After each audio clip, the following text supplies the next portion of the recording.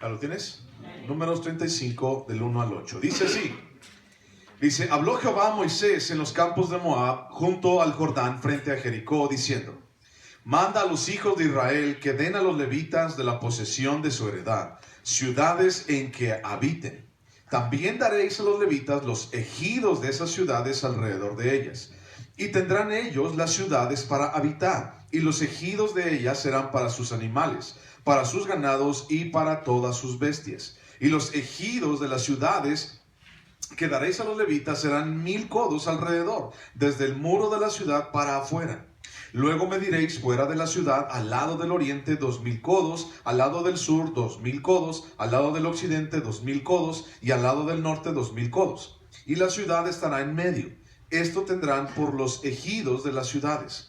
Y de las ciudades que daréis a los levitas, 6 ciudades serán de refugio, las cuales daréis para que el homicida se refugie allá. Y además de estas daréis 42 ciudades. Todas las ciudades que daréis a los levitas serán 48 ciudades con sus ejidos. Y en cuanto a las ciudades que diereis de la heredad de los hijos de Israel, del que tiene mucho tomaréis mucho, y del que tiene poco tomaréis poco. Cada uno dará de sus ciudades a los levitas según la posición que heredará. Bueno, hasta ahí. Vamos a orar. Padre Santísimo, muchísimas gracias nuevamente, Padre, que podemos estar aquí delante de tu presencia. Podemos, Dios, regocijarnos, Padre, en medio de la alabanza, Señor. Podemos saber, Padre Santo, que te complaces en ella, Dios. Y no solamente, Dios, este tiempo es bonito, sino que también, Señor, el poder estar a tus pies, Señor, así como María estuvo, Padre, poder estar a tus pies, poder estar sentados, Dios, delante de ti, Padre Santo, y poder escuchar tu voz. Eso es, Dios, algo grandioso. Eso es algo, Señor, incomparable. Y es, Señor, hoy eso, Padre, que hoy venimos a escuchar. Dios, tu palabra es verdad. Tu palabra es tu palabra, Dios, la palabra de Dios. Y es en ella, Señor, que en la cual nos refugiamos y en la cual, Señor, hemos decidido habitar. Dios, dirige nuestras vidas, dirige nuestros corazones el día de hoy y siempre. Queremos darte a ti la gloria y la honra, Padre. Habla a nuestro corazón. Abre nuestros oídos. Abre nuestros ojos para verte. En el nombre de Cristo Jesús. Amén. Amén. Bueno, el capítulo 34 nos habló mucho acerca de la repartición de la tierra de Canaán. Y entonces nos habló acerca de los límites, ¿te acuerdas? Hacia el lado norte va a ser este límite, hacia el lado sur va a ser el otro límite, oeste y oeste van a tener sus límites, y entonces los vas a repartir de esta manera, y vas a escoger a estos hombres para que la repartan, y entonces vas a dar a cada tribu conforme al número de personas que son de cada tribu, etcétera, etcétera. Entonces así se queda el asunto. Pero ahora, como tú sabes,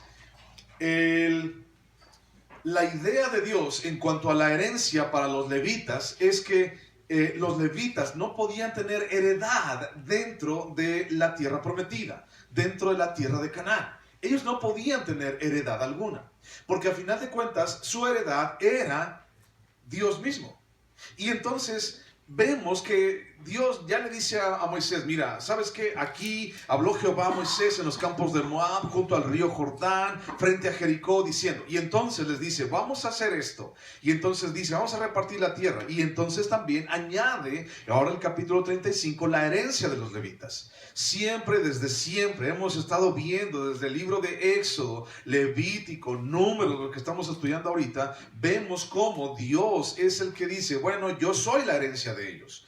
Y para ellos no va a haber ningún pedazo de tierra, porque yo soy el que los sustento, porque yo soy el que les doy de comer, porque yo soy el que soy para ellos. Entonces, después de mencionar la repartición de la tierra de Canaán entre las tribus de Israel, en este capítulo 35 se dirige ahora, o más bien dirige nuestra atención a la tribu de Leví. Y entonces dice Dios, bueno, ya hablé acerca de las otras 12 tribus y media, ¿no? Y entonces, a ver, vamos ahora a hablar de los levitas. Vamos a hablar de la tribu de Leví. Y entonces esa tribu de Leví no va a tener herencia entre la repartición de Canaán, sino que Dios mismo dice, bueno, ya lo entendimos, será su herencia y será su propiedad. Entonces, la intención de Dios detrás de todo esto no era la de motivar al pueblo para que entrara con una suficiente actitud o entrara con toda la actitud a derrotar a los cananeos y poseer la tierra que ellos mismos han cuidado. Esa no era su intención. Porque podemos ver, por ejemplo, de que el pueblo de Israel todavía no entra, ¿no? Lo dice muy enfáticamente 2, 3, 4 veces. Habló Jehová a Moisés en los campos de Moab, junto al Jordán, frente a Jericó. Lo vemos algo muy insistentemente, ¿no? Así como que estaban aquí. No se te olvide que estaban aquí. Todavía no están en la tierra prometida. Todavía no entran a la tierra prometida. Están aquí, frente al Jordán, frente a Jericó. Y entonces es insistente Dios en esto, en medio de estos capítulos que hemos estado platicando.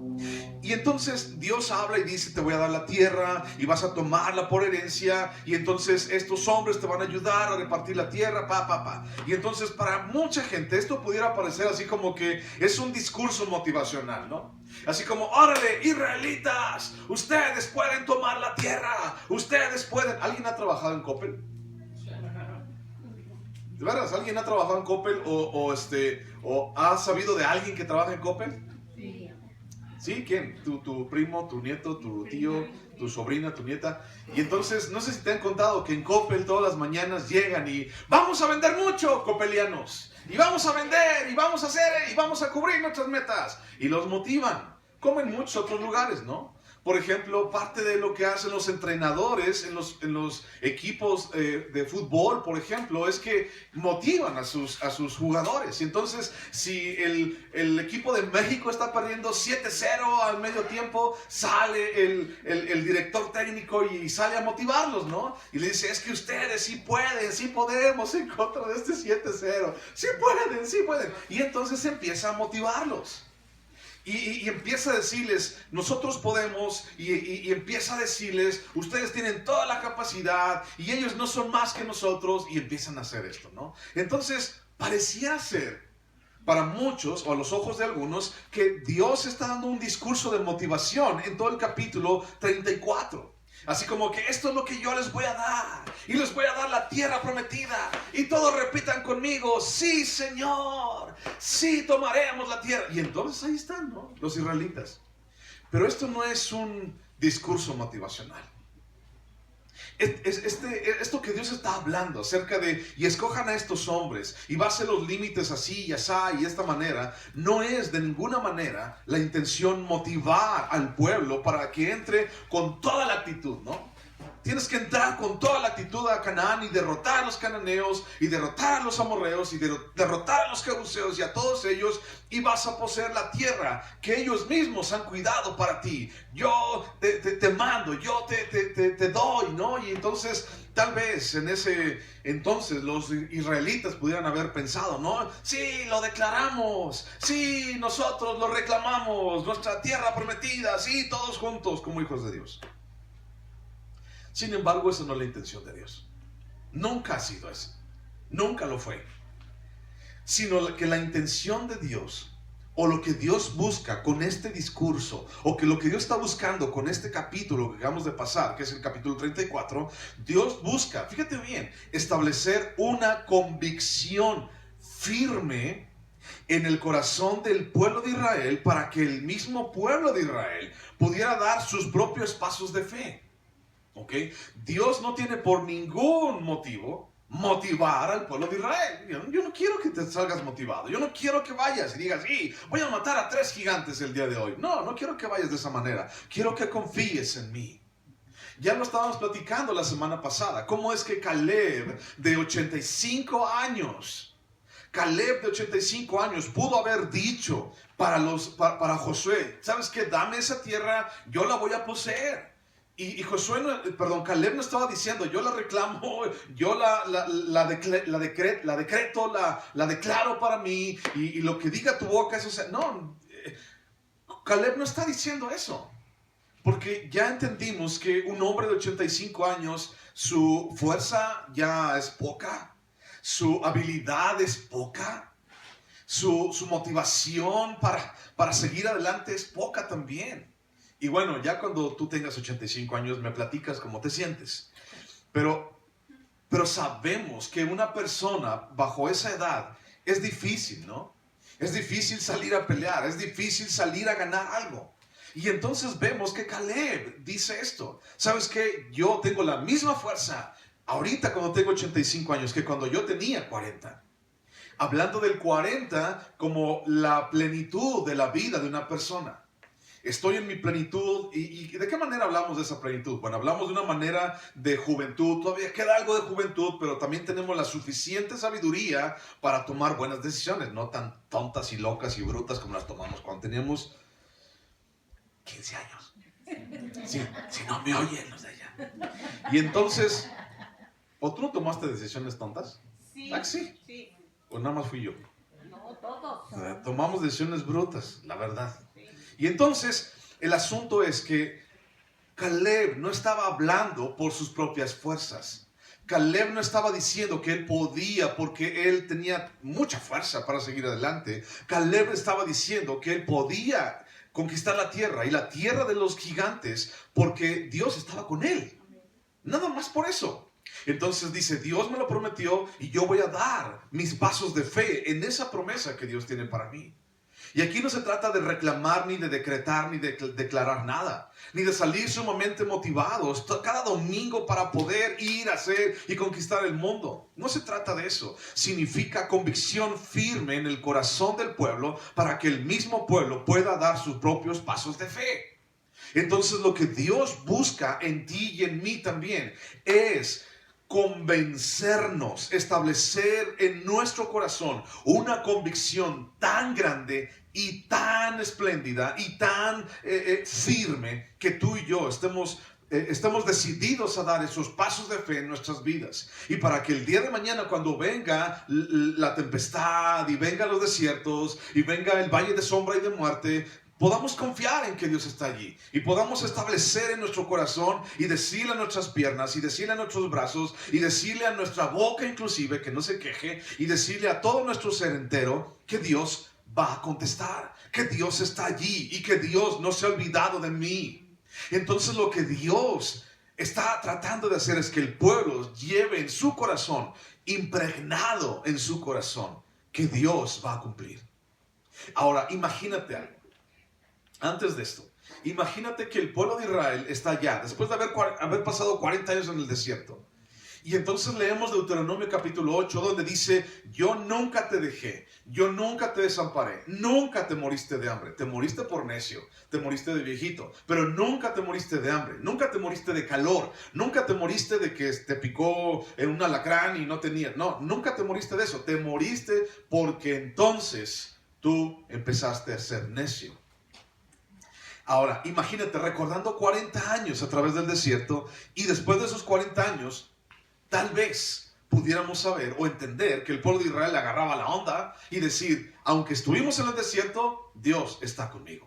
Aunque estuve en el desierto 40 años, Dios nunca me dejó. Entonces ahora viene otra empresa que hacer, que es ir a la tierra prometida, entrar a la tierra prometida y guerrear por la tierra prometida y ganarle a todos esos gigantes. Y entonces yo sé que si Dios pudo sostenerme en el desierto y Él lo cumplió, entonces Dios puede sostenerme en lo que voy a dar a continuación, en lo que voy a hacer a continuación. Entonces no es un discurso motivacional de 3 pesos. No es un discurso motivacional de que ya salgo y yo quiero comerme el mundo, sino que más bien es, quiero plantar una firme convicción en tu corazón. Hebreos capítulo 11, versículo 1, dice, es pues la fe, la certeza de lo que se espera y la convicción de lo que no se ve. Entonces, antes de entrar a lo que viene después, quiero nada más tantito hablar un poquito acerca de convicción. Porque es lo que estamos hablando. Dios quiere impregnar convicción en el corazón del pueblo de Israel. Entonces, ¿qué significa esto de convicción? Certeza de lo que se espera, la convicción de lo que no se ve. Convicción. La convicción es el convencimiento que se tiene sobre algo que a su vez le permite sostener un determinado pensamiento o una acción. Entonces, mi convicción es algo de lo cual yo estoy plenamente convencido y me permite sostenerme ante cualquier cosa. Entonces una convicción no puede ser movida por nada en absoluto, o no debería ser movida por nada en absoluto. Una convicción no debería ser movida por mis circunstancias. Y entonces pareciera ser que los cristianos más bien estamos movidos por circunstancias y no por convicciones. Y no solamente por circunstancias, sino también por sentimientos y por pensamientos. Y entonces, en vez de regir nuestra vida por convicción, regimos nuestra vida por cómo amaneció el día de hoy. Y entonces, ¿cómo amaneció el día de hoy? Soleado. Y entonces, ¿cómo está tu carácter? ¿Cómo está tu corazón el día de hoy? Pues está bien, está alegre, pues está soleado. De repente se pone medio lagañoso y yo me pongo medio a chillar, ¿no? De repente sale todo gris el día de hoy, todo lluvioso, y ya no quiero salir a la calle porque no sé qué me va a pasar. Y entonces la gente, los cristianos sobre todo, solemos en muchas ocasiones vivir nuestra vida en base a lo que pasa alrededor de nosotros. Si tengo para comer el día de hoy, qué bueno. Y si tengo un trabajo, qué bueno. Y si no tengo que pagar la renta el día de hoy, pues qué bueno. Y si no me han cortado la luz, pues qué bueno. Pero el día que te cortan la luz y el día que te llegan con el rentero para cobrarte la renta y el día que no tienes para comer y ese mismo día se muere tu perro y ese mismo día llega Coppel porque te andabas perdido de Coppel, ¿no? Y te encontró y allí te llega y te toca y usted es fulano de tal, sí, soy fulano de tal. ¿Qué va a pasar ese día? Y entonces mucha gente determina o dice, ya no voy a la iglesia, ¿no? Ya no quiero seguir adelante, claudica. Y eso es nada más, algo así como superfluo. Porque realmente ese tipo de cosas son superfluas.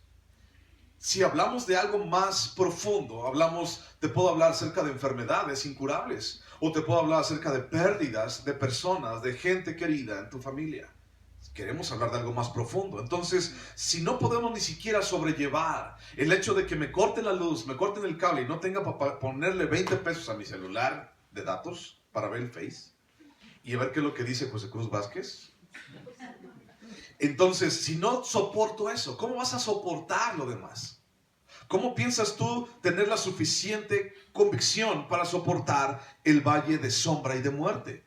Te lo sabes, muchas veces lo hemos dicho, el Salmo 23, aunque ande en valle de sombra y de muerte, yo estaré confiado en ti. Entonces, imagínate que realmente un día Dios te haga pasar por valle de sombra y de muerte. ¿Qué harías? ¿Qué pasaría? Entonces, lo que Dios está buscando hacer en el pueblo de Israel y en ti y en mí a través de su palabra es fundamentar una convicción. La gente, los científicos, dice la ciencia, ellos dicen, la fe es una convicción que no está basada en el raciocinio. Es decir, la fe es solamente algo que la gente piensa y hace, pero no está basada en el raciocinio, en la razón, en lo que es real, dice la ciencia. Solamente es como, y como no pueden explicarlo, dicen, es un fanatismo. Pero ellos dicen, la razón sí está fundada en la lógica. Y ahí el problema. Porque la lógica del mundo no es la misma lógica de Dios. El mundo te dice 1, 2, 3, 4, 5, 6. Y Dios dice, ¿y si a mí se me pega la gana empezar con el 800,400? Y al otro día terminar en 0. Y al otro día empezar en el 1,000,000. O al otro día empezar en el -24. ¿Y qué? Bueno, de Dios es la tierra y su plenitud. Él hace lo que se le pega la gana con lo que es, ¿no? Y entonces, para los científicos o para la gente, no pudiera llegar a tener lógica. Es que no tiene nada de lógica. ¿Cómo tiene lógica que no tengo para comer, no tengo para vestir, no tengo y aún así tengo paz? No hay lógica en mis palabras cuando dices, es que tengo cáncer, tengo una enfermedad incurable y aún así me siento tranquilo. No hay lógica cuando de repente alguien en tu familia muere en Cristo, creyendo con todo su corazón en Jesucristo, y tú estás así como que, o los demás están así como, ¿por qué no chillas? Pues ¿qué? ¿Por qué tengo que chillar? Pues se murió tu papá, se murió tu mamá, se murió tu esposo. Pues sí, me duele, sí, pero pues, ¿por qué no chillas? ¿Qué no te duele? ¿Qué no lo querías? ¿No lo amabas? Pues sí, con todo mi corazón. Pero no hay lógica para la gente. No hay lógica en lo que Dios hace. No hay lógica en la esperanza de Dios. No hay lógica para la gente, pero nosotros entendemos que sí la hay. Y no porque lo vemos, sino porque ya hemos comprobado 1000 veces que Dios cumple su palabra. Y es algo no de lo cual quiero convencerte con mis palabras, sino es algo que tú mismo has vivido. Hemos vivido una y otra vez que Dios cumple su palabra. ¿Sí o no? Sí. Mira, vamos por ejemplo a Segundo de Reyes, capítulo 6. Segundo de Reyes, capítulo 6.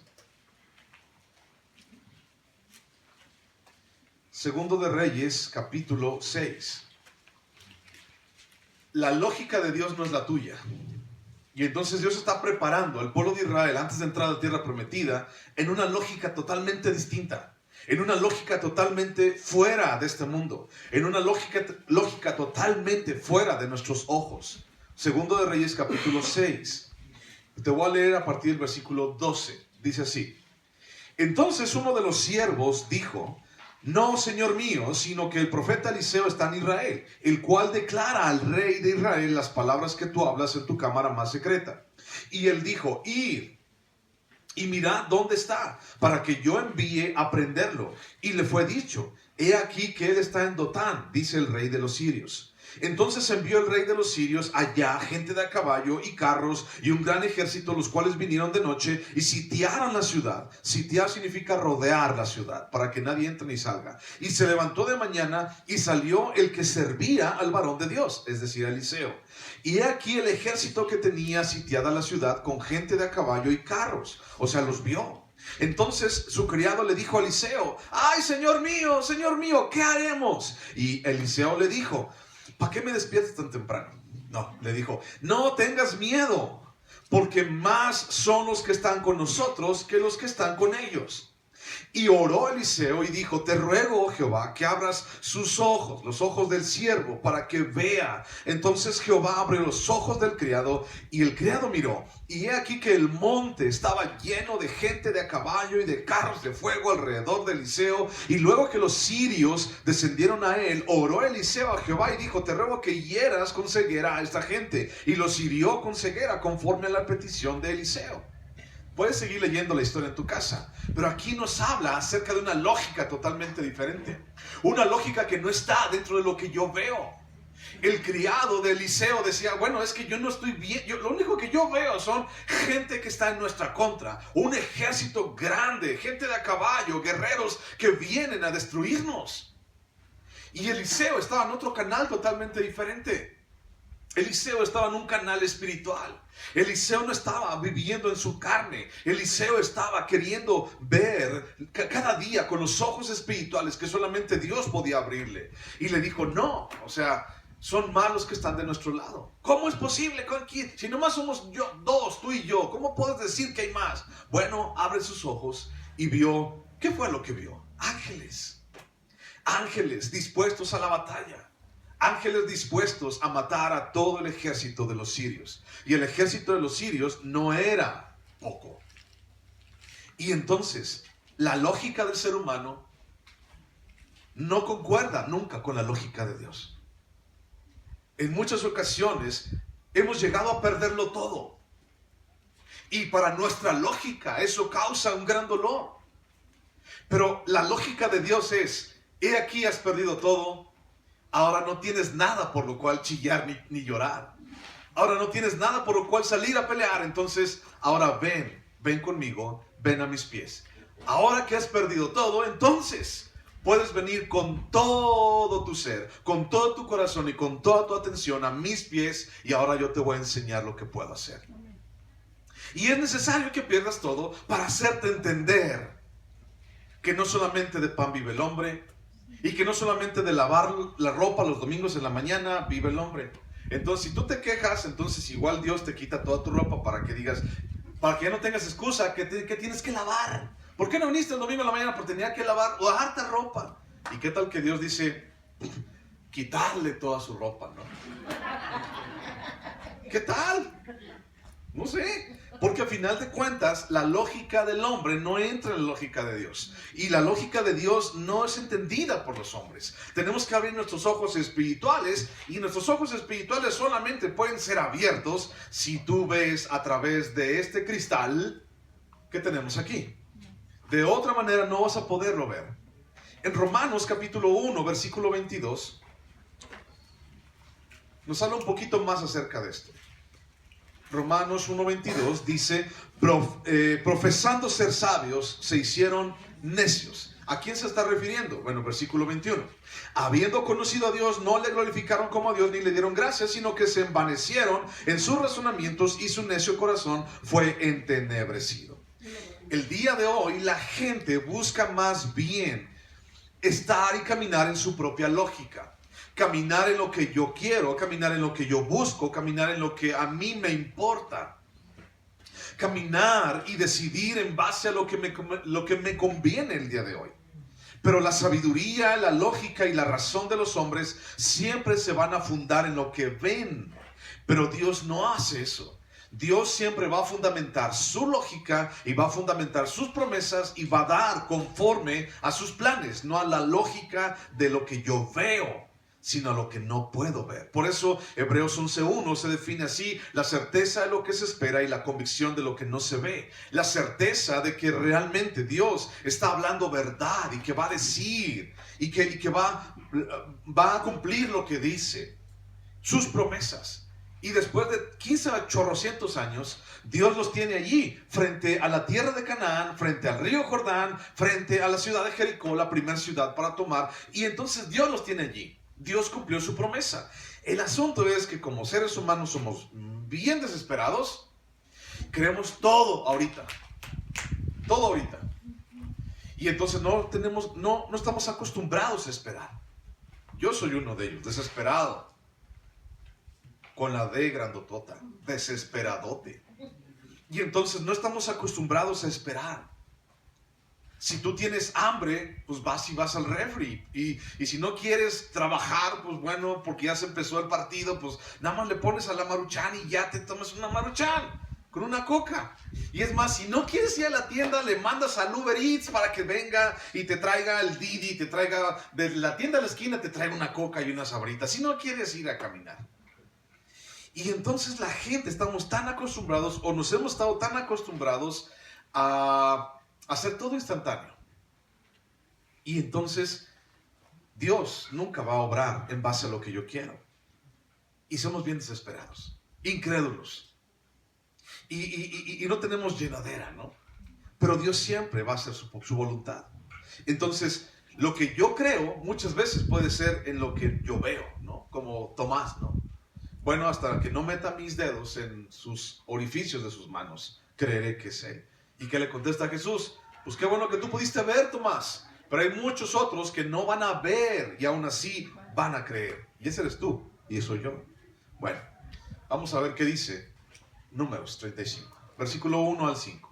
Habló Jehová a Moisés en los campos de Moab, junto al Jordán, frente a Jericó, diciendo: manda a los hijos de Israel que den a los levitas de la posesión de su heredad ciudades en que habiten.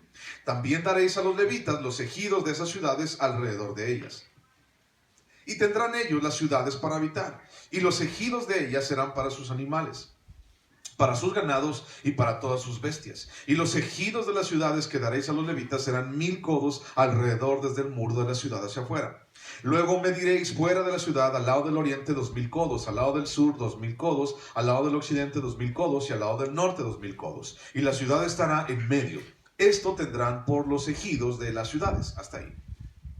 Y le dice Dios: manda a los hijos de Israel que den a los levitas de la porción de su heredad. A todos los israelitas les iba a tocar algo, les iba a tocar una porción, ¿ok? Y en base a su extensión de números de personas, les iban a dar una región más grande, una región más pequeña. Eso ya lo hemos visto anteriormente. Entonces dice: de lo que les toca a cada uno de ustedes, les van a dar una porción a los levitas. Les van a dar una ciudad a los levitas, proporcionalmente. Entonces se le instruye al pueblo que aparten algunas de las ciudades antes de entrar a la tierra prometida. Algunas de las ciudades para que los levitas vivan en esas ciudades. Bueno, ¿dónde van a vivir? Bueno, durante 40 años estuvieron viviendo en tiendas de acampar allí en el desierto, y entonces anduvieron para todos lados los levitas. Pero ahora todos los demás iba a ser un cambio muy grande, vivir en casas ya establecidas. Y entonces, ¿en dónde iban a vivir los levitas? Si ellos no tenían heredad, entonces se resolvió de esta manera: van a dar 48 ciudades de todo el territorio de Israel. 48 ciudades. Ahora, fíjate bien, una ciudad de aquel entonces, estamos hablando de 2 millones de personas, alrededor de 2 millones de personas, en más o menos 250 y 260 kilómetros cuadrados. Era mucha gente, o era más bien, era mucho territorio para esa gente. Entonces, los levitas recibirían campos inmediatos en las ciudades, pero las ciudades no eran así como León. En León hay alrededor de 1.500.000, 1.800.000 habitantes, ¿no? No era así como todos allí, sino que estaban dispersos en todos lados. Y entonces repartieron ciudades, y las ciudades eran pequeñas. Pequeñas como el día de hoy le decimos, por ejemplo, ¿conoces la aldea? Esa era una ciudad grande, realmente. Esa era una metrópoli, una ciudad grandísima, la aldea, en aquel entonces, ¿ok? Imagínense una ciudad como León o como la Ciudad de México, pues no, pues se desmayan ahí los israelitas. Pero era muy grande. No, las ciudades eran mucho más pequeñas. Las aldeas eran mucho más pequeñas. Entonces eran tan pequeñas que podían estar amuralladas. ¿Tú te imaginas poner una muralla alrededor de todo León, Guanajuato, para que no entren sus enemigos? No, prácticamente es imposible poner una muralla alrededor de todo León, Guanajuato. ¿Te imaginas una muralla alrededor de toda la aldea para protegerla de sus enemigos? Tiene más lógica, ¿no? ¿Te imaginas, vamos a irnos más para allá, te imaginas una ranchería de las que hoy tenemos, una ranchería con una barda, una muralla alrededor de ella? Suena mucho más lógico. De ese tamaño eran las ciudades en aquel entonces. Entonces, algunas de las ciudades las destinaron para los levitas, para que vivieran en ellas, y también los levitas, fíjate bien, es interesante, los levitas recibirían los campos inmediatos a esas ciudades. O sea, la ciudad estaba en medio, y entonces medían 1000 codos para un lado, 1000 codos para el otro, y 1000 codos a la redonda tenían como heredad.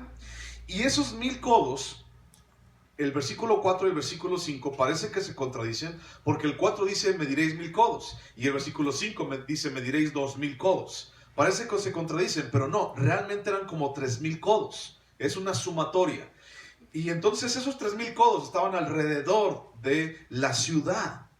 Y esos codos, o más bien esa tierra, era para los animales de los levitas, era para poder sembrar algo allí los levitas, no para su manutención, pero haz de cuenta como un huertito en tu casa, y entonces vas y tienes un jitomatillo y agarras el jitomate, o agarras un poquito de albahaca o un poquito de hierbabuena para la sopa o para el caldo de pollo. Hagas de cuenta que lo hicieron así. No era para enriquecerse, pero era como tener una huertita por ahí. Y entonces los destinaban para poder sembrar, para los animales. Sin embargo, esas ciudades y tierras no significarían un sustento en sí, o sea, no podían vivir de eso. Aún con los campos, la ciudad y el campo, el área asignada para los levitas, después de hacer una contabilidad de unas 48 ciudades y más o menos 3000 codos, en un radio de 3000 codos para las ciudades, era alrededor de 0.1% del territorio de los demás israelitas. ¿Cuánto es eso? Nada. Ni siquiera alcanzaba el 1%. O sea, es 0.1%. Ni siquiera alcanzaba el 1%. Era muy poquito. Entonces, de todo el territorio de la tierra de Canaán, solamente era 0.1%. Lo que era destinado para los levitas. Y en otras palabras también, los levitas también eran poquitos, no eran muchos. Entonces, para que vivieran los levitas, para que pusieran sus casas, en algún lugar tenían que vivir. Y entonces, para que pusieran sus animalillos, y para que pusieran sus carrillos, y para que pusieran sus hijillos, y todo lo demás. Y los destinaron para eso. Y también para sus siervos, porque también tenían siervos. Entonces, en una sociedad agrícola, ¿qué es una sociedad agrícola? Como en el lugar donde estamos. En una sociedad agrícola, para que haya realmente un sustento y para que haya realmente una riqueza, por así decirlo, o para que convenga sembrar, ¿qué extensión de tierra conviene sembrar? ¿Poquita o mucha? Pues mucha.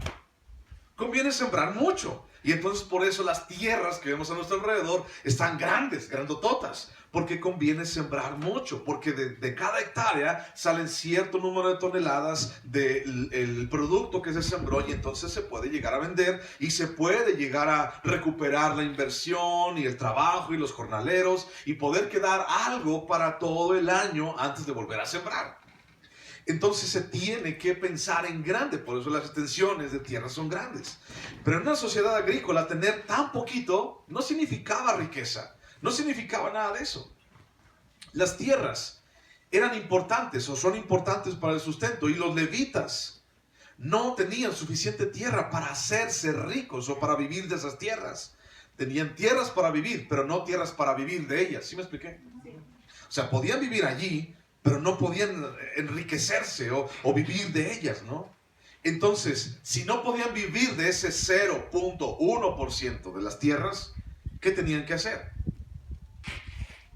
Tenían que depender de las ofrendas y de los diezmos del pueblo. Entonces, ¿de dónde ellos obtenían su salario? ¿De dónde obtenían su dinero? ¿De dónde se mantenían? Pues de las ofrendas y del diezmo del pueblo. Vamos al libro de Números, capítulo 18, por favor. Ya hemos visto esto antes, nada más lo vamos a recordar. Números, capítulo 18. Versículo 1, te voy a leer. Dice, Números 18:1. Jehová dijo a Aarón, tú y tus hijos y la casa de tu padre contigo llevaréis el pecado del santuario, y tú y tus hijos contigo llevaréis el pecado de vuestro sacerdocio. Y a tus hermanos también, la tribu de Leví, la tribu de tu padre, haz que se acerquen a ti y se junten contigo y te servirán, y tú y tus hijos contigo serviréis delante del tabernáculo del testimonio, y guardarán lo que tú ordenes y el cargo de todo el tabernáculo, mas no se acercarán a los utensilios santos ni al altar para que no mueran ellos. Y vosotros se juntarán pues contigo y tendrán el cargo del tabernáculo de reunión en todo el servicio del tabernáculo. Ningún extraño se ha de acercar a vosotros, y tendréis el cuidado del santuario y el cuidado del altar, para que no venga más la ira sobre los hijos de Israel. Porque aquí yo he tomado a vuestros hermanos los levitas de entre los hijos de Israel, dados a vosotros en don de Jehová, para que sirvan en el ministerio del tabernáculo de reunión. Mas tú y tus hijos contigo guardaréis vuestro sacerdocio en todo lo relacionado con el altar y el velo adentro, y ministraréis. Yo os he dado en don el servicio de vuestro sacerdocio, y el extranjero que se acercare morirá. Mas dijo Jehová a Aarón, he aquí yo te he dado también el cuidado de mis ofrendas. Todas las cosas consagradas de los hijos de Israel te he dado por razón de la unción, y a tus hijos por estatuto perpetuo. Esto será tuyo de la ofrenda de las cosas santas reservadas del fuego. Toda ofrenda de ellos, todo presente suyo, toda expiación por el pecado de ellos, toda expiación por la culpa de ellos, que me ha de presentar, será cosa muy santa para ti y para tus hijos. En el santuario la comerás, todo varón comerá de ella, cosa santa será para ti. Y sigue hablando acerca de una lista muy grande acerca de lo que, como los levitas o los sacerdotes se mantenían, acerca de las primicias, acerca de las ofrendas, acerca de los diezmos. Y entonces dice, yo te voy a dar en administración mis ofrendas. Bueno, allí mismo, no le pierdas el dedo, ahí mismo en Números 18, pero versículo 20. Y dice, y Jehová dijo a Aarón, de la tierra de ellos, o sea, del pueblo de Israel, no tendrás heredad, ni entre ellos tendrás parte. Y dice, yo soy tu parte y tu heredad en medio de los hijos de Israel. Yo soy tu parte. No codicies nada, no avaricies nada. Yo soy tu parte, yo soy tu heredad. Ellos tienen tierras, tú me tienes a mí, en pocas palabras. Versículo 23.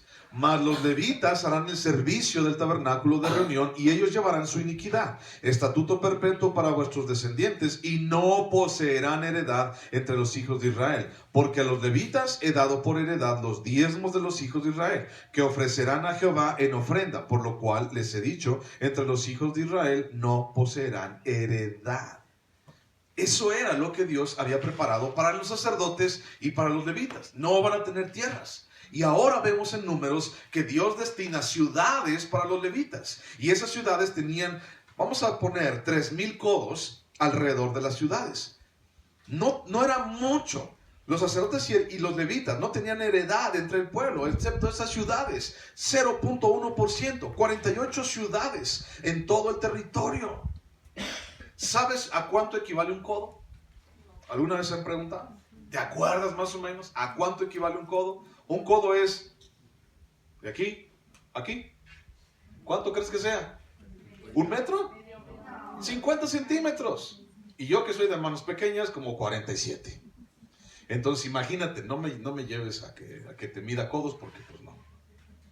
Entonces prácticamente 3000 codos, ¿cuántos metros son?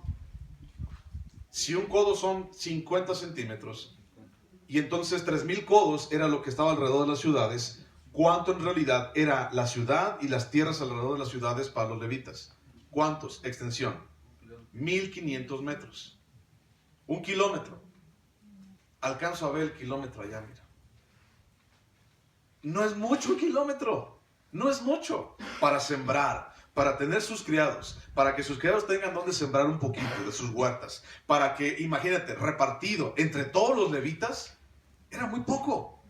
Era muy poco. Realmente no era para que ellos se hicieran ricos. Era muy poco. Y todo esto alrededor para que vivieran solamente los levitas. Sus siervos, sus pastores, sus sembradíos, sus animales, sus casas. Aparte del pasturaje para sus propios animales y su propio ganado. ¿Realmente les quedaba mucho? ¿Verdad que no? Era muy poquito. ¿Y por qué tenían tan poquito? Porque entonces Dios quería que los levitas y sacerdotes dependieran de Dios.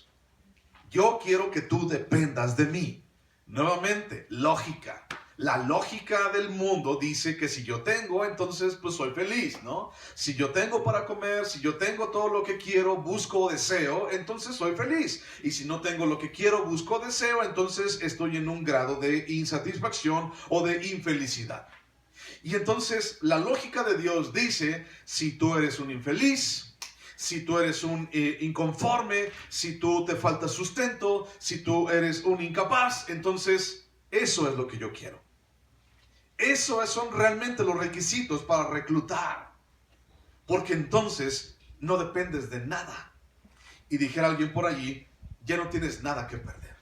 Cuando lo has perdido todo, no tienes nada más que perder. Entonces no tienes nada más sobre qué concentrarte o afanarte. Cuando lo has perdido todo, lo has perdido todo. No hay nada más por afanarte. Y lo único que tienes por afanarte es Dios. Lo único que tienes por preocuparte es Dios. Tu único pensamiento es Dios. Es lo que estaba tratando Dios de enseñar al pueblo de Israel durante 40 años. Que no había nada a su alrededor en el desierto. Y entonces lo único que tenían para dónde voltear era al cielo, ¿no? Señor, ayúdame. Señor, no hay nada, no hay ni un Oxxo, ni un 7-Eleven, no hay nada absoluto para ir a comprar una coca, ni la última coca del desierto. Señor, ayúdanos, saca agua de la roca. Y ahí tienes a Moisés, sacando agua de la roca, para que todo el pueblo de Israel pudiera saciarse de agua, dependiendo de él, enseñar al pueblo a depender, sembrar en el corazón del pueblo de Israel una tan firme convicción de que nada ni nadie los pudiera mover de esa convicción. Porque cuando entren en la tierra prometida, los primeros que se van a encontrar les van a decir y entonces se van a decir y de repente se vienen los gigantes y van a asustarlos. Y entonces necesitaban una firme convicción. No un discurso de motivación, sino una firme convicción. Tú y yo en nuestra vida no necesitamos un discurso de motivación. Cada domingo aquí, yo no soy motivador. Dios no me paga, yo no soy para ser un motivador. Lo que venimos a hacer aquí es buscar en la palabra de Dios lo que Dios tiene para ti. Y entonces, si quieres un motivador, ve y paga 2,000 pesos el boleto allá en el estadio fulano de tal, para que los 2 días se te olvide quién eres. Y ese día, no, sí, yo le invito un elote a todos los amigos del mundo, ¿no? Ándale, invíteselos. La motivación se termina, pero la convicción nunca muere. Entonces, es interesante, en la lógica de Dios, cómo Dios, voy a ponerlo entre comillas y subrayado y con el marquito rojo para que resalte. Es interesante cómo Dios nos obliga a depender de Él. Porque nosotros nomás no buscamos depender de Él. Mientras estamos bien, pues todo chido, ¿no? Pero es muy interesante cómo Dios me obliga, o sea, yo lo he visto en mi vida, cómo Dios me obliga a depender de Él, cómo Dios me obliga a que yo lo busque a Él, así como tú, mijito, por tus propios pies no vas a venir, entonces te voy a obligar, entonces de ti depende, ¿quieres venir de las greñas o quieres venir por las buenas? No, por las buenas, pero nos obliga. ¿Alguna vez te has sentido así? Tal vez no es una muy buena forma de decirlo, pero es para poder entenderlo muy bien, ¿no? ¿Alguna vez te has sentido obligado por Dios para depender de Él? Yo creo que sí, más de una ocasión. Y entonces te das cuenta de que ya no puedes. Y el pueblo de Israel, enfrente de la tierra de Canaán, enfrente del río Jordán, enfrente de la ciudad de Jericó, se ve así, dependiendo de ti, Señor. Estamos aquí por ti, porque de otra manera no lo haríamos. ¿Tú crees que hubieran llegado hasta allá solos?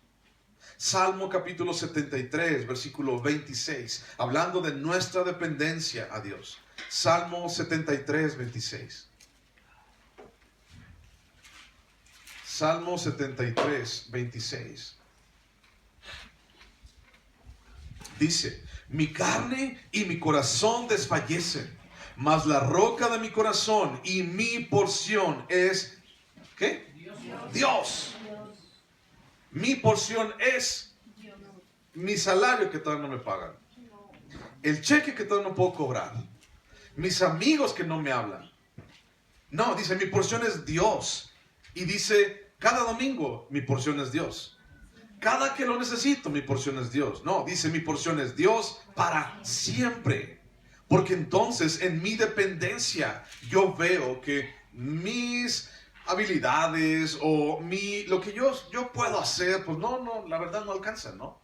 Igual Caleb entendió eso. ¿Sabes qué? No entiendo, no sé si voy a poder, pero yo sé, por mis fuerzas no sé, pero yo sé que Dios está conmigo y por las fuerzas de Él yo puedo hacerlo. Entonces, Él es mi porción siempre, cada día. Juan 15:5. Juan 15:5. Dice, yo soy la vid, vosotros los pámpanos. El que permanece en mí y yo en él, este lleva mucho fruto.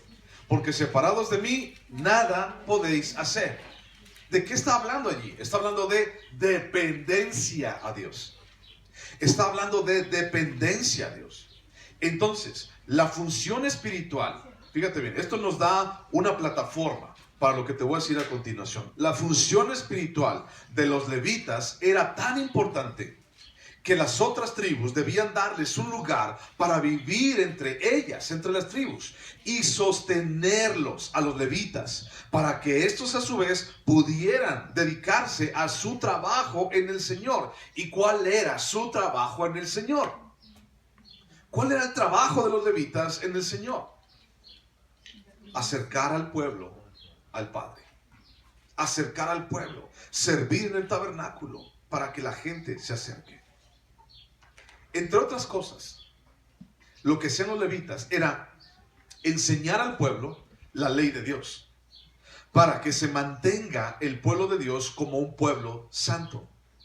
Era parte del trabajo de los levitas, y por eso Dios establece ciudades en todo el territorio, como esparcidas estratégicamente, para que entonces los levitas, escucha esto, fueran de influencia hacia todo el pueblo. Para que los levitas sirvieran como una influencia para todo el pueblo, una influencia buena, una influencia agradable, una influencia que serviría para que el pueblo se mantuviera en el camino que Dios quería, un pueblo santo. Levítico capítulo 10, versículo 10. Levítico 10, 10.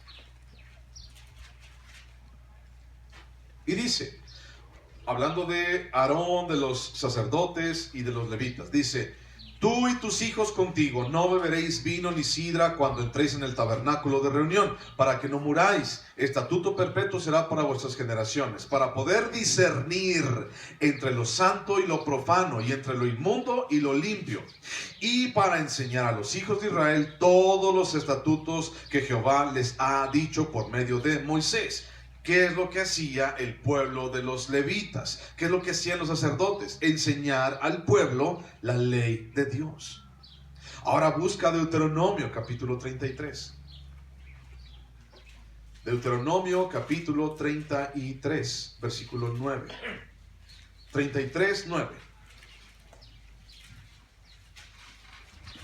Dice: quien dijo de su padre y de su madre, nunca los he visto, y no reconoció a sus hermanos ni a sus hijos conoció, pues ellos guardaron tus palabras. Se está refiriendo a los levitas, la tribu de Leví. Ellos guardaron tus palabras y cumplieron tu pacto. Ellos enseñarán tus juicios a Jacob. ¿Quién es Jacob? Todo el pueblo. Y tu ley a Israel. Pondrán el incienso delante de ti y el holocausto sobre tu altar. ¿Qué es lo que hacía el pueblo de los levitas, la tribu de Leví? ¿Cuál era su chamba? Bueno, estar en el tabernáculo, estar posteriormente en el templo. ¿Pero para qué? Para llevar el incienso, para llevar la oración y para enseñarle al pueblo la diferencia entre lo bueno y lo malo, entre lo santo y lo profano. Cuando la gente no sabía qué decidir, entonces podía acudir al levita. Cuando la gente no sabía dónde ir, podía acudir al sacerdote, y el sacerdote y el levita eran de influencia para toda la raza, para todos ellos, porque entonces el levita y el sacerdote, ellos vivían o debían de vivir una vida, no voy a decirlo una vida ejemplar, sino una vida cercana a Dios. Porque realmente una vida ejemplar la podemos tener en Cristo, ¿no? Realmente una vida sin errores, sin metidas de pata, pues nada más las podemos encontrar en Él. Pero, y estos hombres eran hombres como tú y como yo, y entonces seguramente metieron la pata. Bueno, la historia dice que metieron la pata varias veces.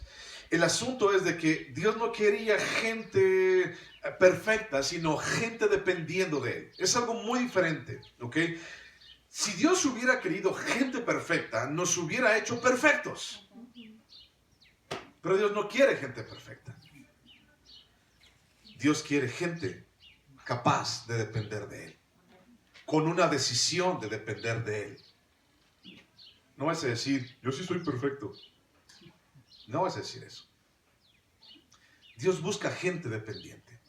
Dios busca que intencionalmente yo dependa, quiera depender de Dios. No gente que no quiera hacerlo. Por eso nuestra creación, por eso nuestro diseño de seres humanos, hombres y mujeres, estamos así, dependiendo. Por eso estamos así, limitados en fuerza. Por eso estamos así, limitados en muchas cosas. Porque Dios quiere que dependamos de Él.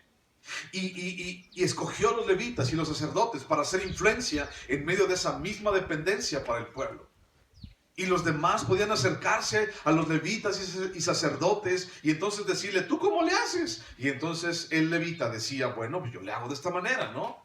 ¿Y tú cómo le haces para vivir? Bueno, pues no tienes tierra, no tienes muchos animales, más tienes 3 chivas. Bueno, ¿cómo le haces? Bueno, lo que pasa es que yo dependo de Dios. ¿Y tú sabes cuánto Dios te va a sustentar? Dice, no, yo confío en que Él me va a sostener, en que Él lo prometió, en que Él lo va a hacer y lo que Él hace es perfecto. Y el camino de Dios es agradable y perfecto. ¿Y para qué me la complico, no? Entonces, Dios tiene todo en sus manos. A ver, enséñame, dime. Y entonces cuando la gente no hallaba para dónde ir, recurría a ellos.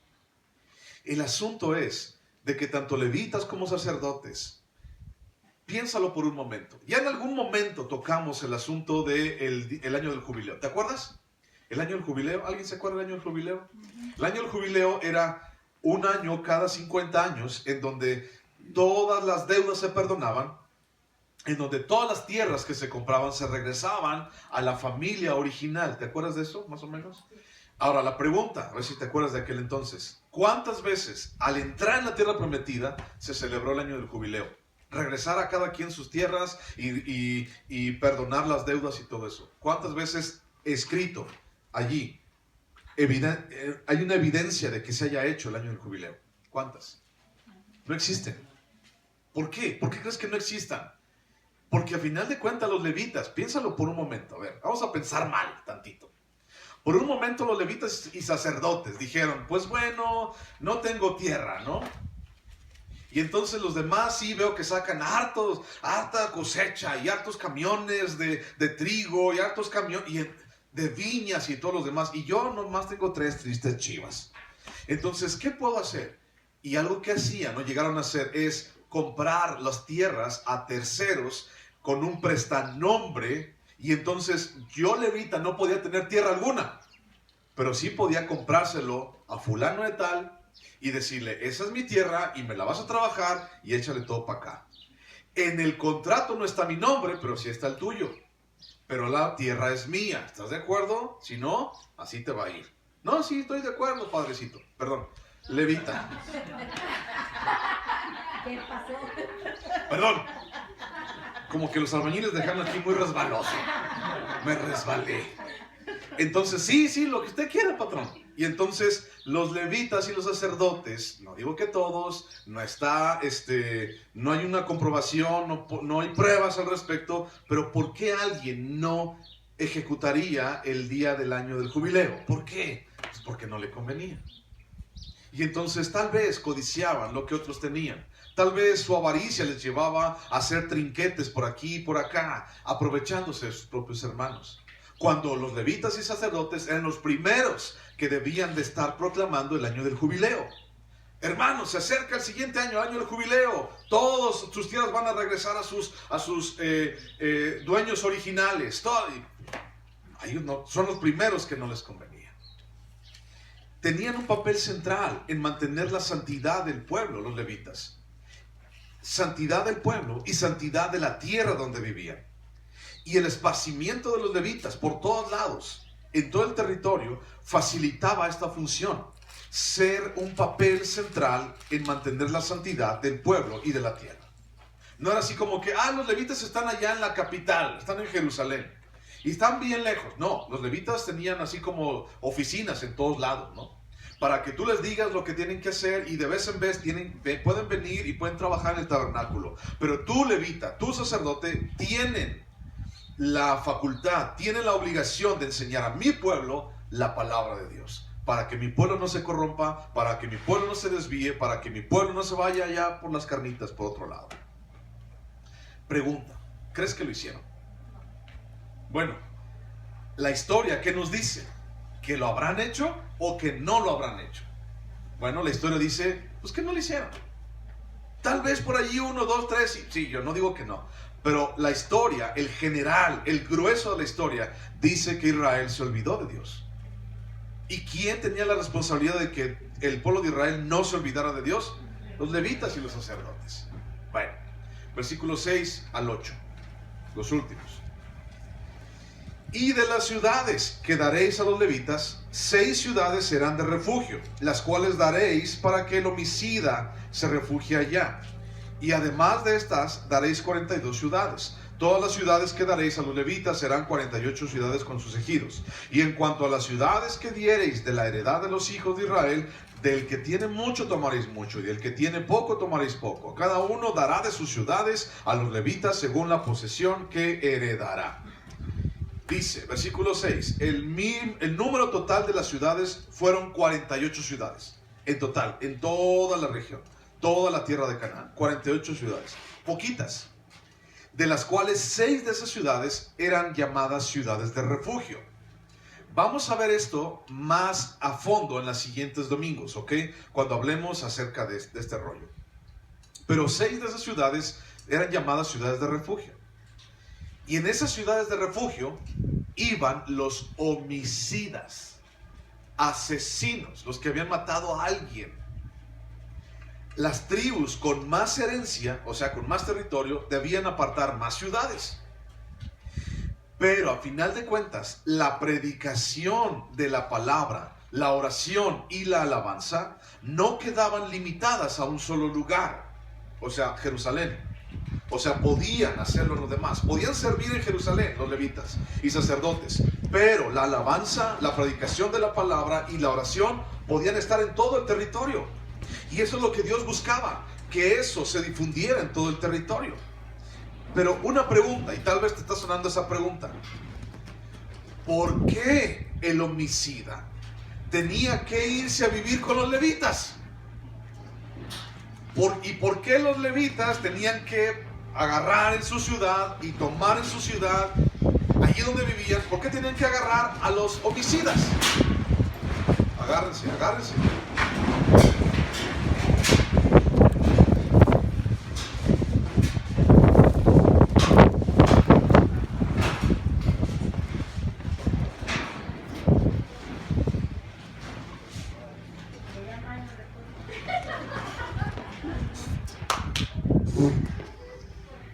Es un baño de pueblo.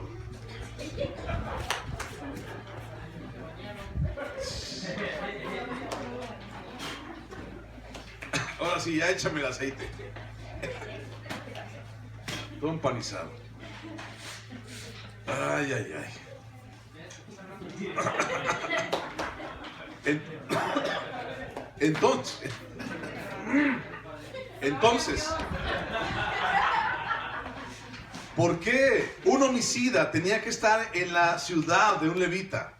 ¿Por qué un levita tenía que hacer bienvenido a un homicida? ¿Por qué? Bueno, probablemente, porque ellos servían como jueces más aptos e imparciales de la gente. Porque la presencia de los levitas, el consejo de los levitas, podían refrenar las pasiones del que buscaba venganza. O porque tal vez, al tener un carácter sagrado los levitas, podían ser un tipo de Cristo, en quien el pecador encuentra refugio del destructor. Entonces los levitas eran como una representación de Cristo en medio del pueblo de Israel. Una representación de Dios mismo en medio del pueblo de Israel. Y los levitas en su ciudad tenían que recoger o tenían que dejar entrar a los homicidas. Ahora, eso me recordó mucho a nuestra situación. Eso me recordó mucho a lo que tú y yo vivimos el día de hoy. Y en las iglesias puede haber inclusive gente que la ha regado y la ha regado feo en su vida. Puede haber inclusive homicidas dentro de las iglesias. Y entonces alguien diría, ¿por qué este come con los homicidas? ¿Por qué este come? ¿Por qué va con los publicanos y con las prostitutas? ¿No? ¿Qué le decían a Jesús? ¿Te acuerdas de eso? ¿Por qué este va y se regocija y tiene fiesta con pura bola de pecadores? ¿Por qué no nos hace una carnita asada acá los fariseos? Nosotros sí nos la merecemos. Y entonces, ¿por qué? ¿Por qué? Porque Cristo está manifestándose de alguna manera en los levitas en esas ciudades, en donde el homicida podía llegar a sanar sus heridas, a recibir refugio, a buscar un trato justo para su vida, a encontrar que alguien pudiera abogar por él. Y vamos a ver las características del homicida en los siguientes domingos. Ahorita ya vamos a terminar. Pero era un tipo de refugio. Era confiar en que Cristo está protegiéndome. En que no importa. ¿Por qué homicida? ¿Por qué no dice mentiroso? Porque el homicidio está catalogado como un pecado muy grande, ¿no? Como algo muy malo que la gente hace. Entonces, pues bueno, si podía estar el homicida, pues podía estar el mentirosillo, ¿no? Si podía estar el homicida, pues podía estar el adúltero. Si podía estar el homicida, pues podía estar la prole pecadora, ¿no? Cualquiera podía estar allí. ¿Por qué? Porque esas ciudades de refugio evidenciaban el cuidado de Cristo por su pueblo. Yo soy pecador. Yo la he regado. He tomado decisiones muy malas en mi vida. Lo he perdido todo. Y sin embargo, aún así, ¿puedo llegar a los pies de Cristo? No tiene lógica alguna, pero puedo llegar a los pies de Cristo y puedo decir, Señor, necesito de ti. Dependo de ti. Quiero encontrarte a ti, buscarte a ti. Salmo 9:9.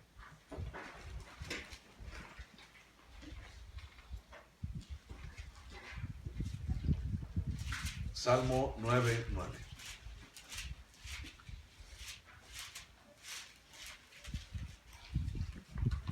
Dice, Jehová será refugio del pobre, refugio para el tiempo de angustia. Jehová será refugio del pobre, refugio para el tiempo en angustia. Salmo 32, 7. Tú eres mi refugio, me guardarás de la angustia, con cánticos de liberación me rodearás. Señor, tú eres mi refugio. Salmo 18, 1 y 2. Te amo, oh Jehová, fortaleza mía. Jehová, roca mía y castillo mío y mi libertador. Dios mío, fortaleza mía, en él confiaré. Mi escudo y la fuerza de mi salvación, mi alto refugio. Él es Dios. Él es en quien confiamos. Isaías capítulo 4, versículo 6. Isaías 4, 6.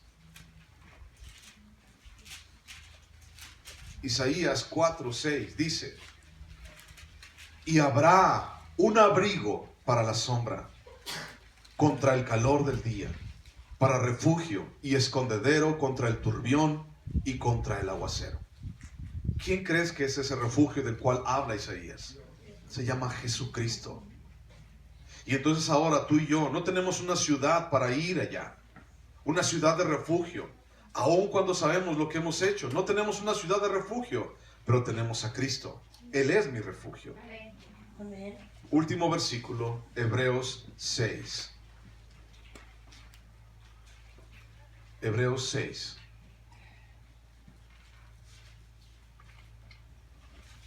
Versículo 18. Dice: para que por dos cosas inmutables, en las cuales es imposible que Dios mienta, tengamos un fortísimo consuelo, los que hemos acudido para asirnos de la esperanza puesta delante de nosotros. La convicción en nuestras vidas depende de Cristo y es por causa de Él. La convicción en la cual hoy me encuentro, la convicción en la cual yo estoy firme de que Él va a cumplir lo que dijo, una y otra vez. Dios es bueno, Dios es fiel y Dios no miente. Amén. ¿Oramos?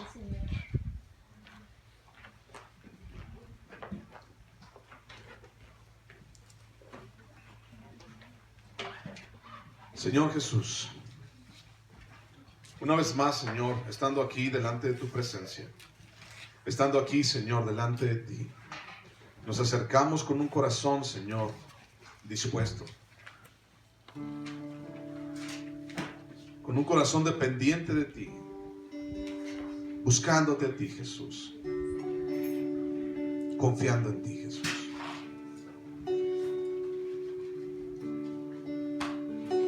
Y hoy queremos, Señor, decirte que nuestro corazón, Dios, sea inundado de tu convicción plena para asirnos, agarrarnos, Dios, y no soltarnos. Perdóname, Señor, cuando ha sido al contrario, cuando he dudado, cuando me he apartado, cuando no he estado contigo.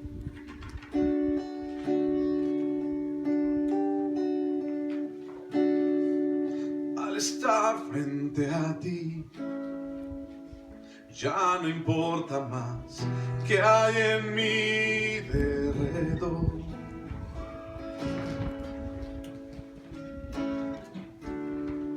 Queriendo traer algo digno que te pueda bendecir, te traigo más que una canción, porque tan solo una canción no es lo que pides de mí. Tú ves más dentro de mí, lo más profundo de mi ser. Tú miras mi corazón, te adoraré como debo hacerlo, pues se trata de ti, solo de ti, Cristo.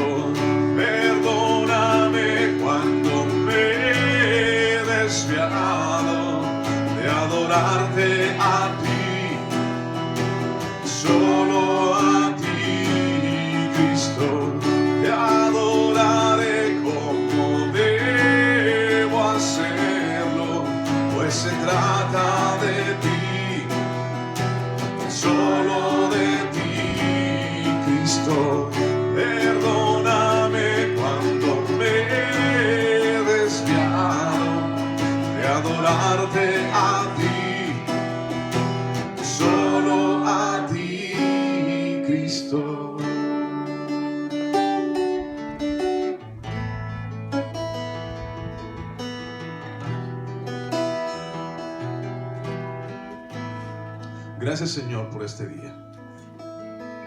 Gracias por la vida de mis hermanos y gracias, Señor, por hablar a nuestro corazón. Gracias, Dios, porque tu misma palabra, Padre, hoy nos abraza, pero también, Señor, nos hace saber que mi lógica, Señor, no depende de ti, que mi corazón, Señor, no debe depender de mi alrededor, sino hoy, Señor, dependemos de ti, buscamos a ti, Señor. Gracias, porque tú puedes ser encontrado. Gracias, Jesús. Te adoramos y te bendecimos en el nombre de Cristo, Padre. Amén. Que Dios los bendiga, que Dios los guarde. Gracias por estar acá. Gracias. Un abrazo para todos. Si alguien necesita oración, vente para acá enfrente. Quiero orar por ti. Vente para acá.